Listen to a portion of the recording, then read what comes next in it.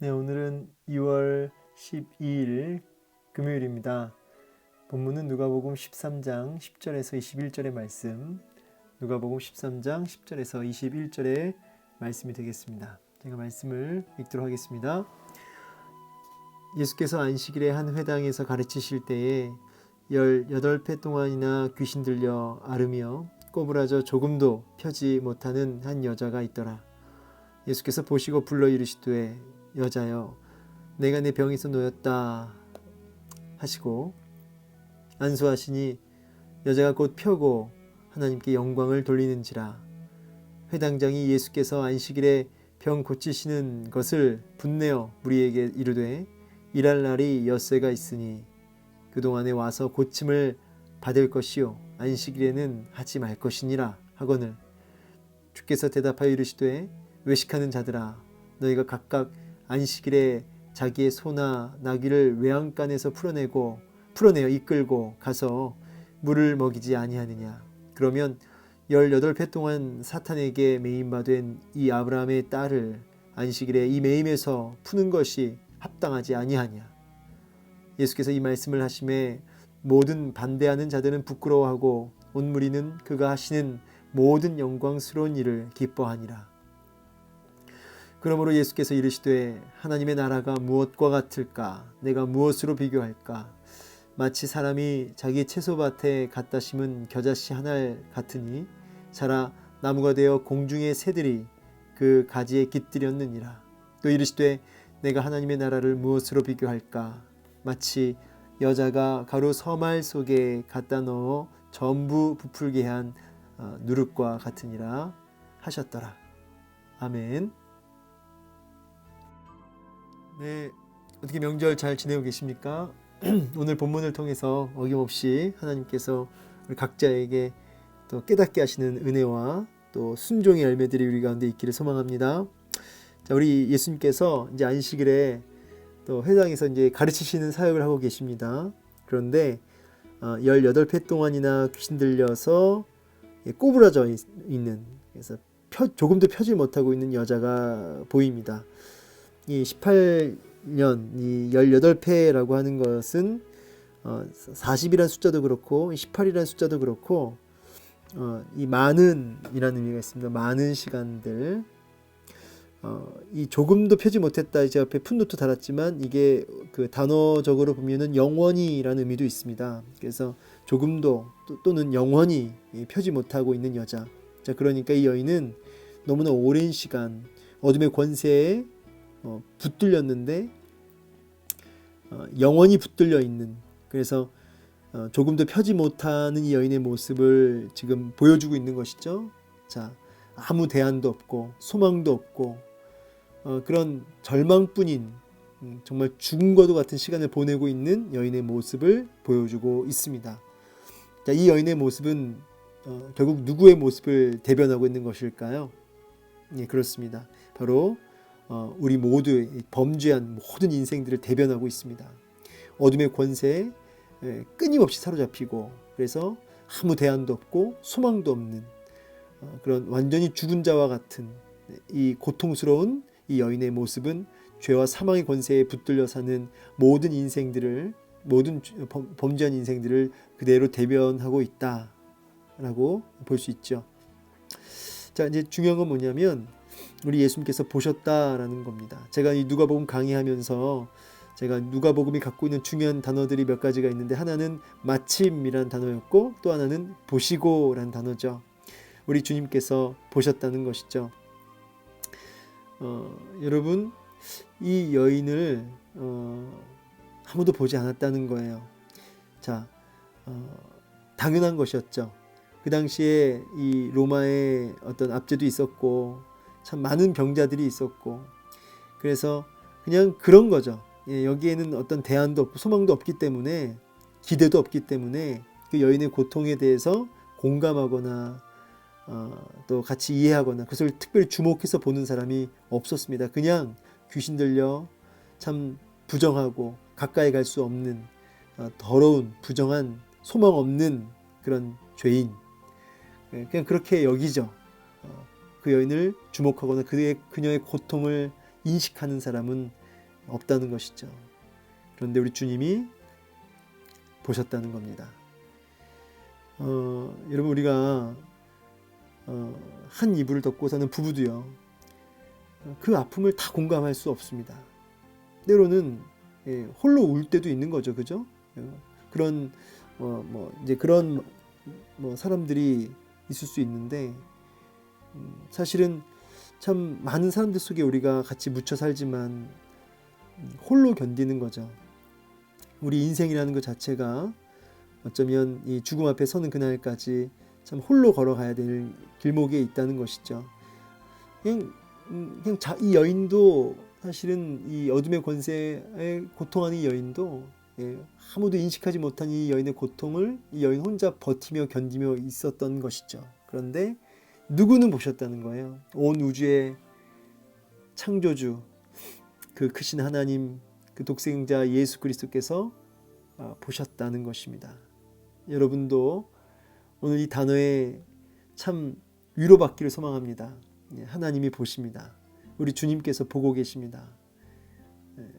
그래서 여러분의 버티고 있는 것들, 또 견디고 있는 것들, 아무도 인식하지 못하고 있는 여러분의 눈물을, 여러분의 아픔을 주님은 뭐 하셨다는 거예요? 보신다.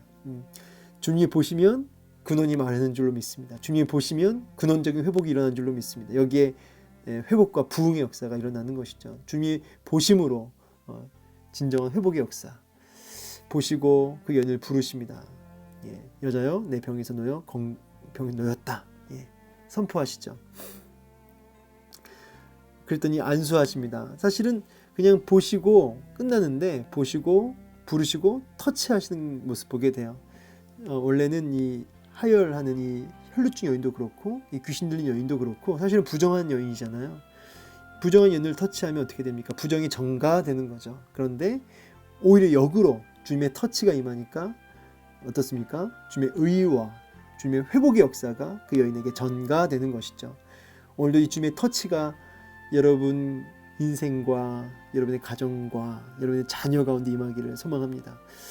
주님의 이 터치하심, 사실은 그냥 보심으로 그냥 치유될 수 있고요. 그냥 말씀 한마디면 치유될 수 있는데, 참 의도적으로 터치하시죠. 안수하시죠.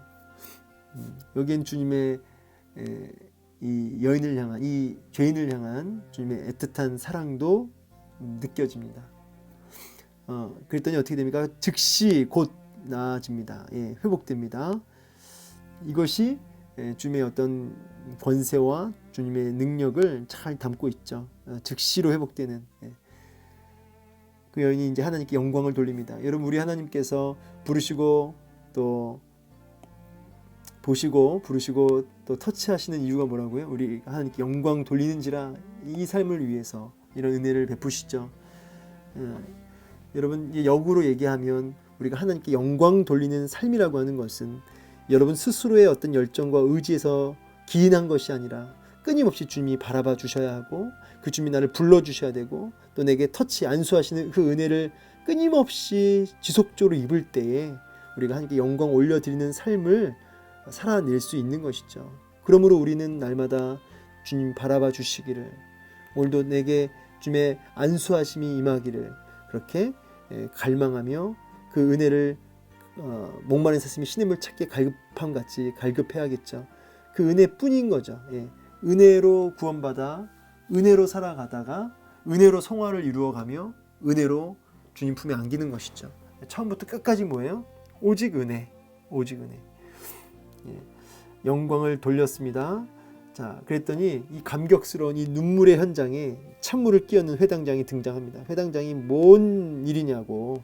왜냐니까 이제 안식일에 왜 이런 일을 해, 이런 치유의 역사, 이 일을 하느냐고. 근데 사실은 예수님께 직접 화도 못 내요. 왜냐하면 분위기가 또 그렇거든요. 예수님이 하도 이제 권위가 있고 하시니까 회당장이 괜히 그 무리들 지금 아파가지고 신음하고 있는 그 고통하는 눈물 짓는 그들을 향해서 주중에 오라고, 엿새가 있지 않느냐, 주중에 올 것이지 왜 이렇게 회당 안식일날 이런 죄를 범하냐고 찬물을 끼얹습니다. 아무 말 못하고 있는데 주님이 이 외식하는 이 위선자야 하면서 책망하시는데, 그 책망의 내용이 뭡니까?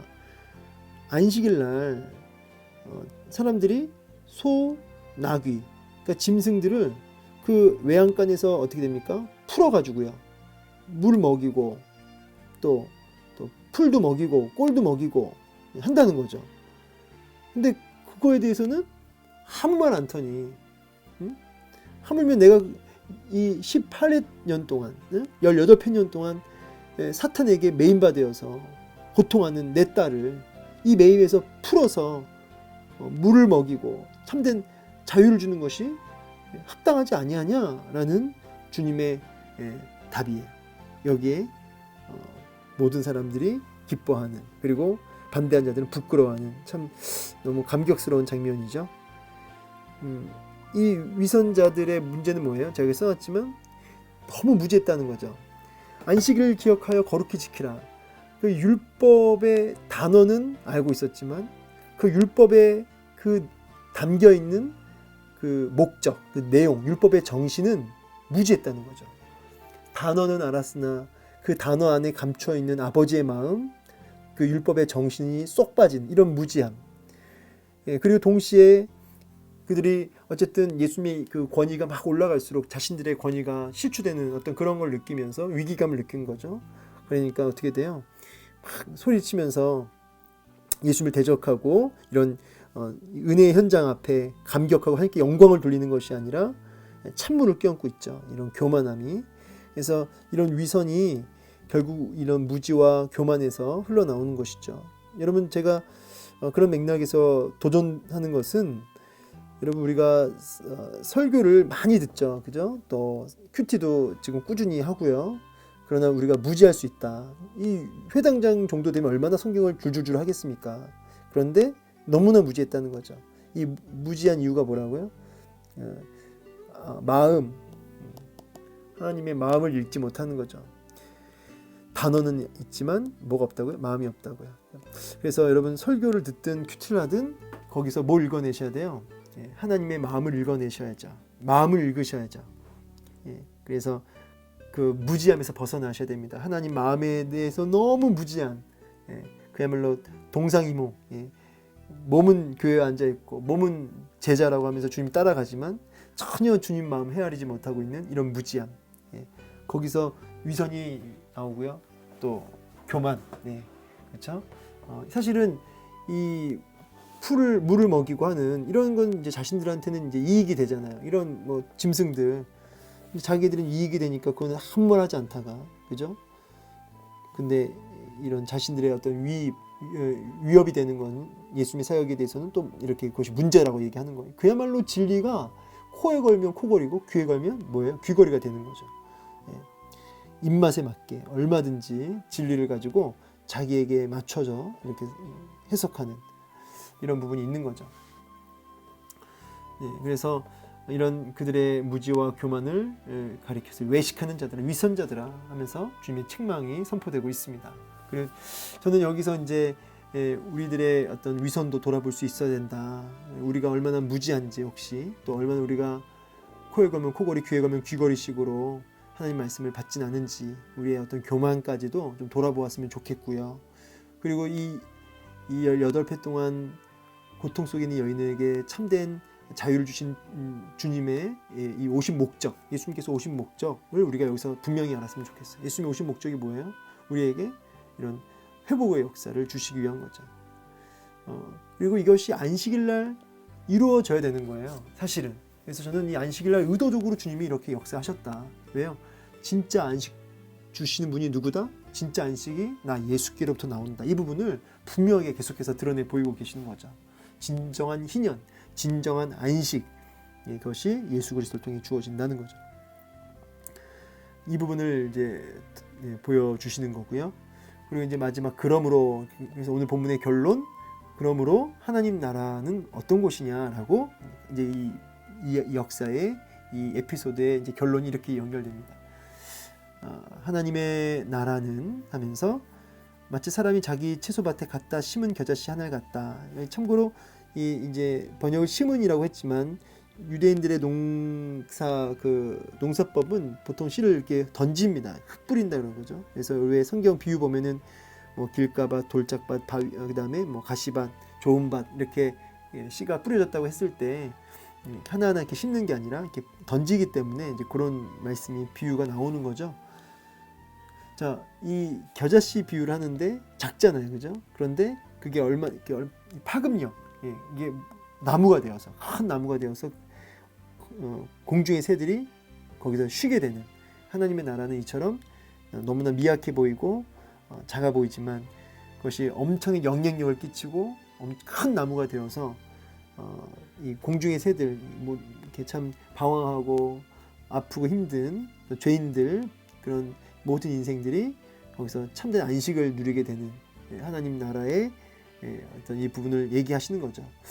사실은 이 예수님의 모습이, 예수님 자체가 하나님 나라잖아요. 예수 그리스도. 그래서 예수 그리스도 품 안에서 참된 쉼을 누리게 되는 거죠. 그래서 사실은 이 하나님 나라는 끊임없이 예수님이 누구신지를 지금 보여주고 계시는 것이기도 하죠. 또 이제 뭘 비교하시냐면은 이제 누룩 얘기하시죠. 보통 헤롯의 누룩해서 이제 좀 부정적 의미로 쓰이지만 오늘 본문에서는 긍정적으로 이 영향력, 순식간에 부풀게 하잖아요. 그래서 하나님 나라가 이렇게 영향력을 끼치며 확산되어서 하나님 나라가 이렇게 통치가 임하여서 거기서 참된 쉼과 회복의 역사를 경험하게 되는 것이 하나님 나라다라고 이제 결론 지어지죠.